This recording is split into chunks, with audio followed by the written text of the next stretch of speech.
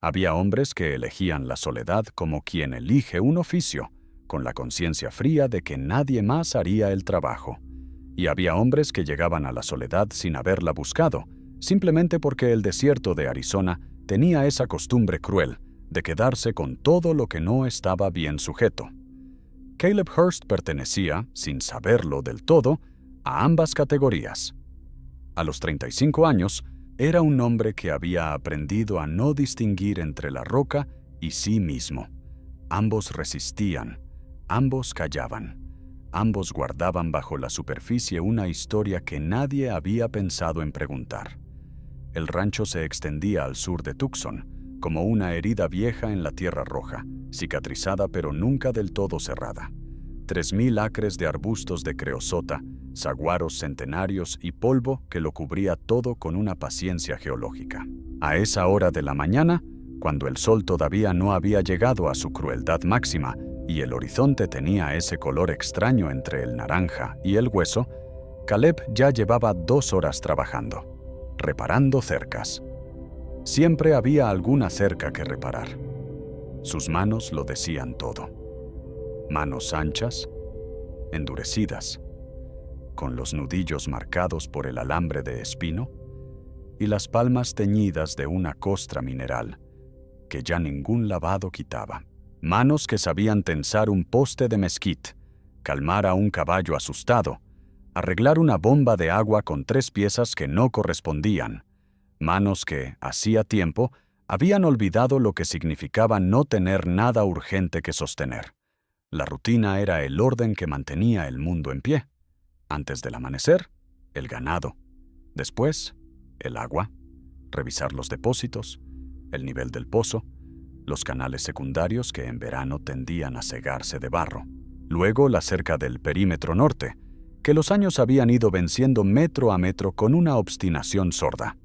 Al mediodía, en el rancho no había sombra que mereciese ese nombre, así que Caleb comía de pie, junto a la pared sur del establo, con el plato en una mano y la vista puesta en la línea donde la tierra se fundía con el cielo. No había decidido vivir así de un solo golpe. Había sido gradual, casi imperceptible, como el modo en que el viento moldea una piedra, quitando, hasta que solo queda lo esencial. Primero se fue la gente de paso, los trabajadores temporeros que cada otoño llenaban el rancho de voces y polvo ajeno. Luego, hacía 7 años, se fue Elena, su última razón concreta para mantener la casa con las ventanas abiertas. No fue un final dramático. Fue solo el momento en que ella le dijo, sin rabia, que él quería más a esa tierra que a cualquier ser vivo que caminase sobre ella. Y Caleb no había sabido contradecirla, porque la tierra sí le hablaba. No con palabras, sino con señales que él había aprendido a leer, como otros hombres leen el periódico. El modo en que las tormentas de polvo llegaban del noroeste los martes, el olor específico de la lluvia que aún no había caído, la forma en que el ganado se agrupaba cuando algo invisible los inquietaba. La tierra era seca y era cruel y era hermosa con esa belleza sin concesiones de lo que no necesita aprobación para existir. Y Caleb, sin haberlo formulado nunca en palabras, se reconocía en ella. Era su espejo más honesto, resistente en la superficie, con grietas profundas que solo el agua, escasa, siempre escasa, sabía encontrar.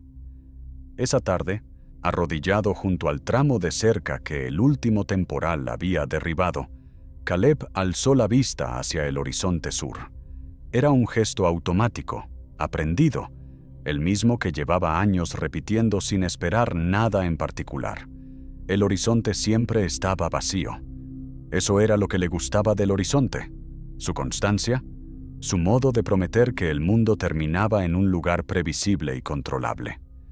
Pero esa tarde, algo en el ángulo de la luz, algo en el modo en que el polvo se movía a lo lejos, hizo que sus manos se detuviesen un instante sobre el alambre. ¿Cuánto tiempo puede un hombre vivir de espaldas al mundo antes de que el mundo deje de llamar a su puerta? ¿Cuántos amaneceres hacen falta para convencerse de que la soledad es una elección y no una costumbre que, sin darse cuenta, se ha vuelto tan firme como la roca del suelo, tan difícil de mover como los postes de mezquite que él mismo había hincado en esa tierra con sus propias manos? No era una nube de polvo. Era una figura. Y lo primero que Caleb notó, antes de procesarlo con el pensamiento, antes de que la razón tuviese tiempo de intervenir, fue que se movía con demasiada precisión para ser un animal y con demasiada lentitud para ser un jinete en apuros. Venía a pie desde el sur, siguiendo la línea de sombra que proyectaba la cerca caída, como si la hubiese rastreado desde lejos. Caleb soltó el alambre con una calma que no sentía del todo y puso la mano derecha sobre la culata del rifle apoyado en el poste más cercano. Era un gesto automático, tan antiguo en él como el de ajustarse el sombrero ante el sol. Una respuesta antes de que existiera la pregunta. La figura siguió acercándose. A medida que la distancia se acortaba, los detalles fueron emergiendo del calor ondulante como quien lee un texto muy difuminado. Una mujer joven, no más de 25 años, con el pelo negro sujeto hacia atrás y una manta doblada sobre el hombro izquierdo que servía, Caleb lo comprendió enseguida, para sujetar algo más que el calor. Caminaba con el peso desplazado hacia la pierna derecha. La izquierda la cargaba con cuidado, con una disciplina muscular, que solo se aprende cuando el dolor lleva ya muchas horas instalado y se ha decidido, de alguna manera, no darle el gusto de notarse. Era apache. Lo supo por la ropa, por la manera en que sus ojos recorrieron el terreno antes de fijarse en él, por ese modo particular de detenerse a 4 metros de distancia, ni demasiado cerca para parecer sumisa, ni demasiado lejos para parecer asustada, como quien conoce exactamente cuánto espacio necesita para que una situación no se desequilibre. No dijo nada. Lo miró. Y en esa mirada no había súplica. Había una evaluación serena, casi clínica, del hombre que tenía delante, como si estuviese midiendo algo que Caleb no sabía que tenía. Él tampoco habló. Los años en el desierto le habían enseñado que el silencio era, con frecuencia, la única respuesta honesta a una situación que todavía no se comprende del todo. Pero era un silencio distinto al suyo habitual. El de él era hueco, el de costumbre, construido sobre la ausencia. El de ella era denso, lleno. Era el silencio de alguien que observa y calcula y decide, no el de alguien que espera permiso para existir. Fue la sangre lo que rompió el impasse. No mucha, pero sí visible. Una mancha oscura en el costado izquierdo de la manta, donde la tela se pegaba a la ropa. La mujer no hizo ningún gesto para ocultarla ni para señalarla. Simplemente estaba ahí, como un dato, como una razón sin palabras. Caleb miró la mancha, luego volvió a mirarla a ella, y algo que no era del todo compasión pero que se le parecía en los bordes, se instaló en algún lugar entre el esternón y la decisión. Bajó la mano del rifle. No lo soltó, solo la bajó. Lo que vino después fue torpe y sin gracia, como casi todo lo que Caleb hacía cuando el protocolo de la soledad no le servía de guía. Le señaló el establo con un gesto seco, sin mirarla demasiado, como si el gesto fuese un dato técnico y no un acto de voluntad. Ella no se movió de inmediato. Lo estudió unos segundos más, con esa calma que a Caleb le resultaba imposible de clasificar. No era desconfianza, no era arrogancia, era algo más parecido a la paciencia de quien ha aprendido que las prisas son un lujo que el mundo no siempre concede.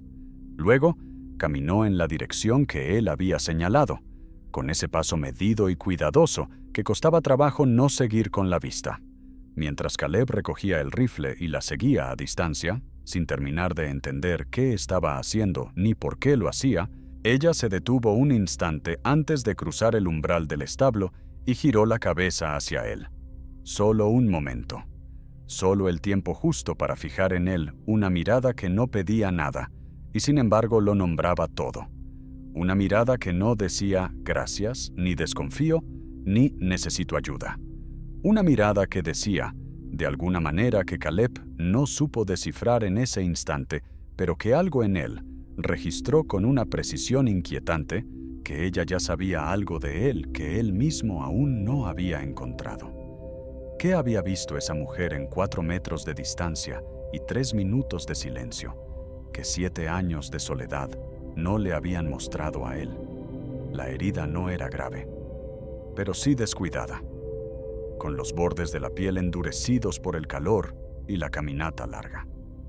Caleb trabajó en silencio con lo que tenía: agua limpia del depósito, vendas de tela desinfectadas con whisky barato. Para eso, al menos, siempre había servido, y las manos que ya sabían moverse con precisión sobre cosas que no pedían explicaciones. Ella no hizo ningún gesto de dolor. Lo observó trabajar con esa misma atención clínica con que lo había medido desde lejos, como si cada movimiento de sus manos fuera un dato que iba archivando en algún lugar al que él no tenía acceso. Lo que más le costaba a Caleb no era la presencia de una extraña bajo su techo, era la forma en que esa presencia reorganizaba el aire. Llevaba años siendo el único ser humano en ese rancho, y su cuerpo había aprendido a moverse por el espacio como si fuera el único sólido entre tanta extensión vacía. Ahora había otro punto de gravedad, otro centro que interrumpía las trayectorias habituales, y Caleb descubría que no sabía muy bien cómo ajustarse a eso, sin sentir que algo en su interior perdía el equilibrio. Como cuando un poste que lleva demasiado tiempo solo en medio del campo, de pronto tiene otro poste a su lado.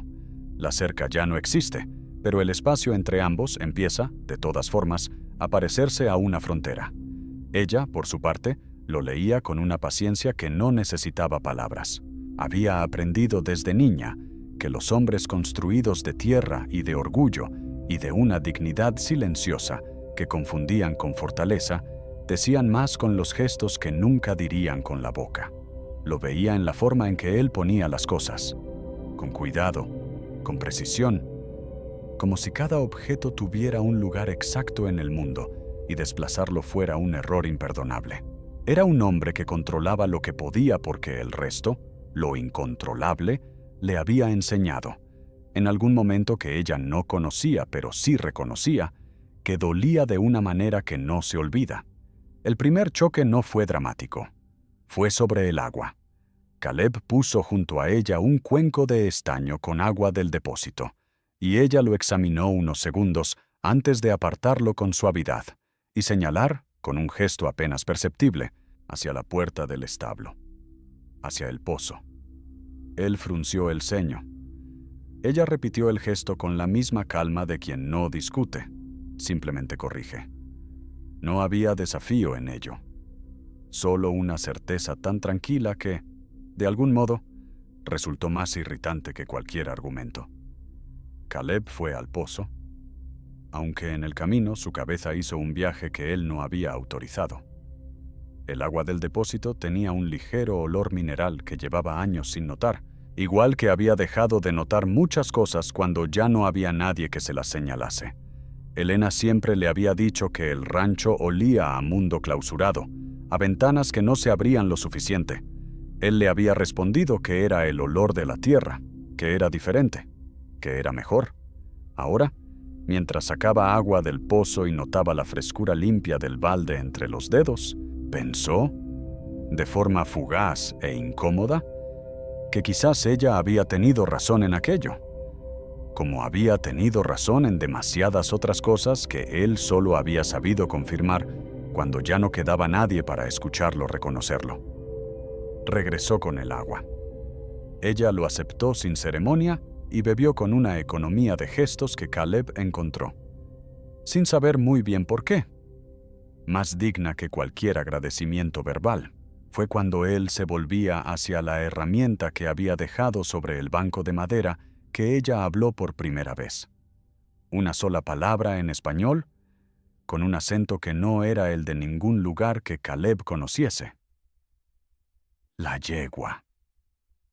Y señaló hacia el fondo del establo, donde la yegua parda tenía la cabeza girada con esa tensión muscular específica que Caleb reconoció de inmediato, aunque tardó un segundo en reconocer, y fue un segundo largo, que ella lo había visto antes que él. Mientras revisaba la pata trasera de la yegua, una espina de cholla enterrada entre el casco y la herradura, casi invisible para quien no supiese buscarla, Caleb pensó en las cercas. No en las del perímetro norte, que seguían sin reparar, sino en algo más difícil de medir con 1 metro. Y más difícil de arreglar con alambre. Las cercas que un hombre construye alrededor de sí mismo no suenan cuando el viento las toca. No se ven desde el horizonte, pero son, en muchos sentidos, más difíciles de cruzar que cualquier otra. Igual que las que separaban un rancho anglosajón de la tierra que sus vecinos del sur llamaban suya desde antes de que existiese la palabra frontera. Cercas que no estaban en ningún mapa, pero que todo el mundo sabía exactamente dónde estaban. Al salir del establo esa noche, con el calor del día cediendo apenas a un frío que llegaba del desierto con puntualidad casi ofensiva, Caleb se detuvo en el umbral y miró hacia atrás. Ella había acomodado la manta sobre el heno con una eficiencia doméstica que, en otro contexto, casi habría resultado familiar. Y en ese instante, Caleb comprendió algo que lo incomodó profundamente. No sabía absolutamente nada de esa mujer. Ni su nombre, ni su misión real, ni por qué el jefe Apache había enviado específicamente a ella y no a otro. Pero lo que más lo inquietó no fue la ignorancia. Fue darse cuenta de que, por primera vez en 7 años, quería saber. Amaneció con el mismo silencio de siempre, pero distinto. Caleb lo notó antes incluso de levantarse. Una cualidad diferente en el aire quieto del rancho, como si el espacio hubiera aprendido durante la noche a distribuirse de otra manera. Cuando salió al patio con el primer café de la mañana, ella ya estaba junto al pozo, estudiando el mecanismo de la polea con esa atención concentrada de quien aprende los objetos antes de tocarlos. No era impaciencia. Era una forma de respeto hacia las cosas que aún no se conocen del todo. El pozo era viejo, 32 metros de profundidad excavados a mano por el padre de Caleb, revestidos de piedra caliza que el tiempo había ido oscureciendo con una pátina húmeda y mineral. Llevaba años funcionando con un mecanismo que Caleb había reparado tantas veces que conocía cada pieza por el sonido que hacía cuando fallaba. Pero esa mañana, al girar la manivela, el balde subió con un traqueteo nuevo, seco, como un hueso al que le faltara agua. Ella lo oyó también. Y antes de que él dijese nada, señaló la polea con un dedo preciso y nombró el problema en 2 palabras. Está cediendo. Trabajaron juntos durante casi 1 hora sin que ninguno de los dos lo hubiera decidido exactamente. Era así como ocurrían las cosas en el rancho. No por decisión, sino por necesidad. Por el modo en que un problema compartido convierte a 2 extraños en la única solución posible, el uno del otro. Ella sostenía la polea mientras él ajustaba el perno de anclaje. Él tensaba el cable mientras ella guiaba el balde con una mano firme y sin vacilaciones. El metal frío, el sol que empezaba a calentar, las manos de los dos ocupadas en la misma tarea. Había algo en eso que las palabras habrían estropeado. Fue cuando terminaron, cuando el balde volvió a bajar limpio y el agua subió clara y fría y llena de esa promesa silenciosa que tiene el agua en el desierto, la promesa de que la vida es posible, de que no todo se seca, que ella se limpió las manos en la manta y lo miró de frente por primera vez sin calcular la distancia. «Me llamo Nayeli», dijo, y no dijo nada más. Pero en el desierto, un nombre pronunciado sin reservas vale más que un tratado. Caleb repitió el nombre en silencio, sin pronunciarlo en voz alta. Lo hizo como quien toca una superficie nueva con la yema del dedo, sin presionar demasiado, midiendo la textura antes de decidir si se puede confiar en ella. Nayeli observó ese gesto interior con una comprensión que no era compasión ni condescendencia, sino el reconocimiento de alguien que también ha tenido que aprender a confiar en pasos pequeños, en terrenos que no siempre corresponden al mapa. Era el reconocimiento de alguien que conoce el precio de decir su propio nombre en territorio ajeno, y aún así lo dice. «El jefe me envió porque soy la que mejor entiende las dos lenguas», dijo ella un momento después, sin soltar del todo el borde húmedo del balde. «Pero también porque soy la que mejor entiende las dos formas de silencio. Hay silencios que separan. Y hay silencios que esperan». Caleb no respondió de inmediato. Miró el agua en el fondo del balde, ese reflejo oscuro y quieto que devolvía una imagen distorsionada del cielo, y pensó, con una incomodidad que no era del todo desagradable, que era la primera vez en muchos años que alguien lo clasificaba con esa clase de precisión, como si lo conociera, sin haberlo elegido conocer. No fue un gesto calculado. Fue lo que ocurre cuando la guardia baja un solo centímetro en el momento preciso. Ella alcanzó el asa del balde al mismo tiempo que él, y las manos se encontraron sobre el metal mojado. No fue torpe ni brusco. Fue simplemente simultáneo. Y ninguno de los dos la retiró de inmediato. Caleb sintió el calor de esa mano. Pequeña, firme, con los mismos callos del trabajo que tenían las suyas, como algo que no había anticipado, y que sin embargo reconoció de un modo que no supo nombrar. Nayeli levantó la vista hacia él, no con sorpresa, porque ella no hacía gestos de sorpresa que no sintiese de verdad.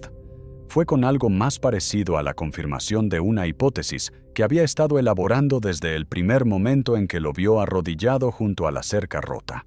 Y Caleb, que había pasado 7 años aprendiendo a no necesitar que nadie lo mirase de esa manera, descubrió que su cuerpo recordaba lo que significaba ser visto. No como un obstáculo, no como un riesgo, como un hombre completo, con sus grietas visibles y su silencio, y todo lo que había dejado de explicar hacía tanto tiempo que ya no sabía si aún tenía palabras para ello.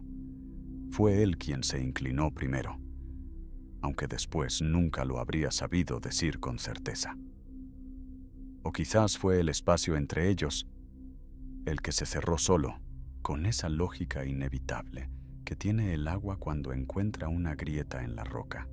No elige, no decide, simplemente fluye hacia donde puede fluir. El beso fue breve y serio, y fue como el encuentro del desierto con la lluvia. Una colisión de mundos que llevaban demasiado tiempo secos, intensa y desesperada, y llena de una promesa que ningún tratado entre hombres podría haber formulado. El pozo seguía allí. El agua, fría y clara, esperaba en el fondo. Y sobre la tierra roja del Arizona, algo que todavía no tenía nombre, empezaba, sin permiso de nadie, a crecer. La tormenta llegó primero como una nube de polvo por el camino del norte, que no era polvo, sino el traqueteo de 3 caballos y una voz que Caleb reconoció antes de ver la cara, la del alguacil Harden, un hombre que llevaba la ley del condado como quien carga una piedra demasiado grande y necesita apoyarla sobre los demás. Con él venían los hermanos Peck, vecinos rancheros del noroeste, cuya tierra lindaba con la de Caleb desde hacía 20 años, y que habían encontrado, en algún momento de los últimos días, razones para comentar entre ellos lo que habían visto desde el camino. El cielo al fondo del horizonte sur acumulaba esa clase de nubes bajas y oscuras que en Arizona no prometen lluvia, sin prometer también viento, relámpagos y todo el repertorio del caos que la tierra necesita, de vez en cuando, para recordar quién manda. Caleb los vio llegar desde el patio. No movió los pies. Tenía las manos libres y así las mantuvo, a los costados, con la quietud de quien no necesita ningún gesto para que quede claro que no tiene intención de retroceder. Nayeli estaba junto al establo. Él lo sabía sin mirar, con esa conciencia nueva que en los últimos días había aprendido a registrar su presencia en el espacio como se registra el peso del agua en el balde, una certeza silenciosa, concreta, que no requería confirmación. Harden se bajó del caballo con la parsimonia de quien tiene tiempo y quiere que el otro lo note. Llevaba la placa visible y el sombrero echado hacia atrás, lo que en él era siempre señal de que venía con preguntas que ya tenía respondidas. «Caleb», dijo, a modo de saludo que no era un saludo. «Me han dicho que tienes compañía». «Tengo trabajo», respondió Caleb. «También eso me han dicho. La clase de trabajo que llama la atención de la gente, parece». Uno de los Peck se rió por lo bajo, con ese sonido corto y apretado que no es risa sino aviso. Fue entonces cuando Nayeli salió del establo. No porque Caleb la llamara, ni porque la situación lo requiriese de forma inmediata. Lo hizo porque era lo que correspondía hacer, con la misma lógica tranquila con que había reparado la polea del pozo y nombrado la espina enterrada en la pata de la yegua. Se detuvo a la derecha de Caleb, con la misma distancia calibrada de su primera llegada, pero esta vez no calculando la retirada, sino la posición desde la que se habla.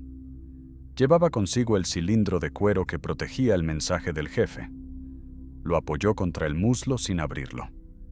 No era una amenaza. Era un argumento que esperaba su momento. El mayor de los Peck soltó algo entre dientes que Caleb prefirió no transcribir en su cabeza. Harden lo detuvo con un gesto antes de que fuera más lejos, pero la mirada que el alguacil le sostuvo a Nayeli fue larga y calculadora, del tipo que mide antes de decidir si lo que ve merece el esfuerzo de un problema. «¿Sabes lo que esto puede costarte?», le preguntó a Caleb, como si Nayeli no estuviera presente, o como si su presencia fuera solo un apéndice de la decisión del hombre blanco. Fue un error de cálculo que Harden comprendería más tarde, cuando ya no hubiera forma de deshacerlo. «El jefe Cochillo envió esta comunicación», dijo Nayeli, con un español sin inflexión, claro y directo como el agua que baja por un cauce limpio. «El rancho de Caleb Hurst está sobre la ruta de las aguas subterráneas que alimentan también el territorio del jefe. Hay hombres que quieren desviar ese flujo. No son hombres suyos ni nuestros. Son hombres que no distinguen entre una frontera y una oportunidad de negocio.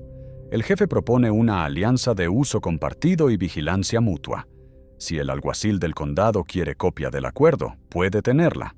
El papel lleva el sello del jefe. Caleb tiene el suyo. El desierto no puede esperar a que los hombres decidan si les conviene entenderse». Hubo un silencio después de esas palabras, el tipo de silencio que en el desierto precede a la tormenta o la impide. Denso, cargado, imposible de habitar sin posicionarse de un lado o del otro. Caleb no miró a Harden cuando habló. Miró el horizonte sur, donde las nubes acumulaban su fuerza, con esa paciencia geológica que él llevaba años aprendiendo a respetar. «Esta mujer tiene mi confianza», dijo, «y la alianza que propone tiene mi firma. Si alguno de ustedes tiene un problema con eso, el problema es suyo. Esta tierra es mía. El agua que corre bajo ella tiene historia anterior a todos nosotros. Y el único hombre que puede decirme con quién hago tratos en mi rancho todavía no ha nacido». Peck empezó a decir algo. Nadie supo nunca exactamente qué, porque en ese preciso instante, el primer trueno llegó desde el sur, bajo y largo, como si la tierra misma hubiera decidido pronunciarse sobre el asunto. El desierto, que todo lo ve y todo lo guarda, había añadido su voz a la conversación. Y en ese momento, con el cielo oscureciéndose sobre todos por igual, con el olor de la lluvia distante llegando ya en el viento, quedó claro que no había bando capaz de reclamar el cielo como propio. Solo quedaba decidir si uno esperaba la tormenta de pie o de rodillas. La tormenta pasó como todas las tormentas del desierto de Arizona, sin pedir permiso y sin dejar nada exactamente igual que antes. Al amanecer, la tierra olía a roca mojada y a algo más difícil de nombrar. Esa promesa efímera que el aire guarda unas horas después de la lluvia, antes de que el sol vuelva a reclamar todo para sí. Caleb estaba en el patio cuando llegó la primera luz, con las manos sueltas a los costados, sin nada urgente que sostener. Era la primera vez en mucho tiempo que las notaba así, vacías, pero no huecas. Harden se había marchado la noche anterior con el acuerdo en la mano y una expresión que no era exactamente derrota ni exactamente convicción, sino esa tierra de nadie que los hombres habitan cuando el mundo ha cambiado más rápido de lo que su orgullo puede seguir. Los Peck también. Lo que quedó después fue el silencio de siempre, pero con una textura diferente, como si el aire hubiera aprendido a organizarse de otro modo entre los postes del rancho, entre el establo y el pozo, entre dos personas que ya no eran extrañas, aunque tampoco pudiesen decir aún con exactitud qué eran. Nayeli salió al amanecer con el cabello suelto por primera vez desde que Caleb la conocía, y en ese gesto pequeño e irrepetible, él leyó algo que no había necesitado de palabras para ser verdad, que ella también había decidido algo durante esa noche larga. No sobre él, sino sobre sí misma, sobre el precio que estaba dispuesta a pagar por construir un puente que nadie había construido antes, y sobre la diferencia que existe entre cruzar un territorio como mensajera y elegir quedarse en él como persona. Trabajaron juntos en el tramo de cerca que la tormenta había terminado de derribar, y esta vez no hubo torpeza en el espacio entre ellos. Sus manos se movían cerca sin el peso del cálculo, como dos ríos que han encontrado el mismo cauce, y ya no recuerdan que una vez corrieron separados. Ella tensaba el alambre con la misma precisión de siempre. Él clavaba los postes con esa fuerza callada que era su modo de decir que algo merecía durar.